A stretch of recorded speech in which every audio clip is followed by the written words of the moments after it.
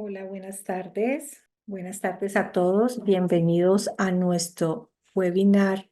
El día de hoy estaremos tratando el tema de registros contables en los contratos de mandato.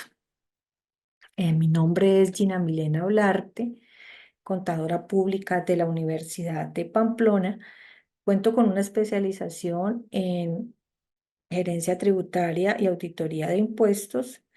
Mi experiencia es alrededor de un poco más de 20 años. Sí, en este tiempo he podido atender pues distintos sectores económicos del país, como son el área comercial, de servicios, empresas del sector industrial. También tenemos temas del agro y del sector ganadero. A continuación vamos a dar inicio a la presentación del día de hoy. Ok, perfecto. Bueno, vamos a retomar un poco lo que venimos hablando acerca de la normatividad en los contratos de mandato y se refiere a nuestro régimen comercial y societario en el cual se indica pues las obligaciones del mandatario y del mandante. Recordemos que el mandatario es la persona que se obliga a ejecutar unos actos en nombre de otra, que se denomina mandante, y con el objetivo o con el objeto de realizar un encargo o un negocio. Este mandatario pues deberá informar al mandante sobre los hechos económicos, es decir, deberá rendir cuentas al mandante de todas las actividades que realice en virtud de dicho contrato. El mandatario a su vez va a tener derecho pues a unos honorarios los cuales deberán ser sufragados por el mandante en virtud pues de toda la representación y de lo que él va a ejecutar en nombre de ese mandante. En nuestra regulación del estatuto tributario podemos decir que el decreto único reglamentario indica en uno de sus artículos la forma en que se practicará la retención en la fuente, la cual deberá ser realizada por el mandatario al momento del pago o abono en cuenta. El mandante, a su vez, deberá declarar los ingresos, solicitar costos, gastos y deducciones, impuestos, retenciones y todo lo que haya al lugar en virtud de ese contrato. El mandatario, otro de los puntos pues, que se deben ejecutar es la facturación en el mandato, que hoy en día es electrónica. En la facturación electrónica, esta también deberá ser emitida por el mandatario, ¿sí? Y deberá emitir tanto la factura electrónica como los documentos equivalentes a que haya lugar. En esa factura se deberá diferenciar las operaciones del mandatario y del mandante. Es muy importante tener en cuenta que el mandatario va a emitir una certificación en la cual va a indicar todos los conceptos, costos, deducciones, impuestos, retenciones que haya lugar. Este tipo de certificaciones pues deberá ser firmada por el contador o revisor fiscal de acuerdo pues a la obligación que tenga dicha compañía. Eh, digamos que aquí tenemos uno de los ejemplos más comunes en los contratos de mandato y es el que hace referencia a los contratos de arrendamiento que se firman con las inmobiliarias.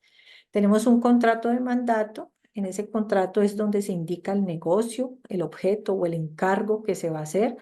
Tenemos las dos personas que son el mandante, que en este caso sería el dueño del inmueble, y el mandatario, que sería la inmobiliaria. Recordemos que aquí hablamos de que el mandatario, o sea, la inmobiliaria va a actuar como si fuera el mandante. Por eso es muy importante conocer la información y todas las responsabilidades que tenga el dueño de ese inmueble para saber si hay lugar a la aplicación, si hay responsabilidad de IVA, en fin, de los diferentes impuestos que se tengan. Eh, Otro ejemplo de este tipo de contratos puede ser el que se celebra entre las agencias de aduanas al momento de hacer las importaciones. Eh, digamos que en este caso, pues las agencias de aduanas les queda muy fácil hacer todo el proceso pues de diligenciamiento de una importación, hacer la legalización y la entrada al país de las mercancías, cosa que no sería tan sencilla pues para una empresa importadora, pues que seguramente no va a tener acceso a los puertos y no va a tener pues como esa facilidad para llevar a buen término dicha importación. Ahora vamos a ver un poco el tema de los registros contables que se deben tener en la facturación electrónica, que recordemos debe ser emitida por el mandatario, que en este caso sería la inmobiliaria. Entonces, como primera medida, pues hay que decir que hoy en día en Colombia, pues no estamos obligados a llevarnos pues a llevar el PUC tradicional que usábamos, pero pues para efectos de registro en los sistemas sí se hace necesaria realizar una codificación. Codificación, pues que generalmente es la misma que veníamos usando los contadores, pues porque ya existe, pues y digamos que no tendría sentido pues dedicarse a inventar lo que ya está inventado. Entonces tenemos un primer registro en una cuenta del pasivo de valores recibidos para terceros en donde voy a llevar mi canon del arrendamiento, que para este caso es de 1.000.000 de pesos. Igual voy a tener que tener un auxiliar de cuenta para manejar el IVA que corresponda a ese canon de arrendamiento. Dependiendo pues de lo que se tenga y de las responsabilidades, se deberá registrar las retenciones en la fuente, que para este caso son del 3.5%, retenciones de ICA que haya lugar, por ejemplo, en Cali estamos hablando del 10 por 1000, y deberá registrar una cuenta por cobrar a ese arrendatario. Como vemos aquí, estos rubros indicados van en cabeza del arrendatario del inmueble. Adicionalmente, pues deberá haber un registro de la comisión que se le cobra pues al dueño del inmueble, que en este caso es el mandante, eh, de el IVA generado, de las retenciones en la fuente que haya lugar y de los ingresos que tiene pendientes por cobrar.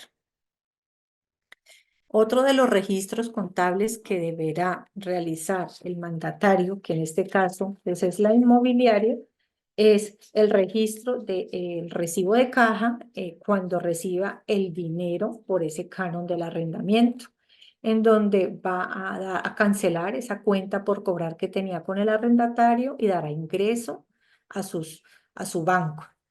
Posteriormente va a tener que hacer un comprobante de egreso para entregarle a ese dueño del inmueble o mandante su dinero. Cancelará la cuenta que tenía de valores recibidos para terceros y todas las asociadas a los impuestos, como son el IVA y las retenciones que practicó. Se descontará pues su comisión y a su vez dará salida a ese dinero. Entonces, digamos que hasta aquí estaríamos hablando de los registros que deberá tener en cuenta la inmobiliaria actuando, pues como lo decíamos en este momento, en calidad de mandatario. Ahora vamos a ver los registros que corresponden eh, al mandante.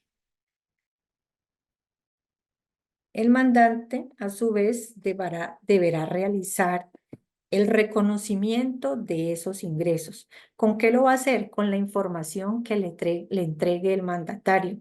Recordemos que esa información se entrega mediante una certificación firmada por contador o revisor fiscal. Entonces aquí tenemos a su vez el reconocimiento del canon del arrendamiento como un ingreso, el IVA que deberá pagarle a la DIAN mediante la declaración pues en el formulario 300. Se descontará las retenciones en la fuente, las cuales posteriormente pues deberá la inmobiliaria gestionarle el tema de los certificados, cancelará su cuenta de clientes, realizará el reconocimiento de esa comisión que le está cobrando la inmobiliaria, el IVA que se puede descontar por esta operación, practicará las retenciones en la fuente. Recordemos que las comisiones están grabadas a tarifa del 11%, retención de ICA del 10 por 1000 y registrará su cuenta por pagar de comisiones. Posteriormente, deberá hacer un recibo cuando la inmobiliaria realice esa consignación a su cuenta bancaria.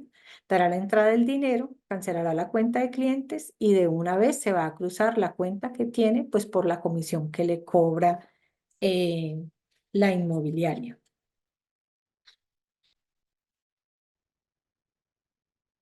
Hasta aquí sería nuestra presentación, no sin antes pues indicar pues que es muy importante contar con esa certificación. Por aquí le presentamos pues un modelito de la que se debería emitir el contador de una empresa.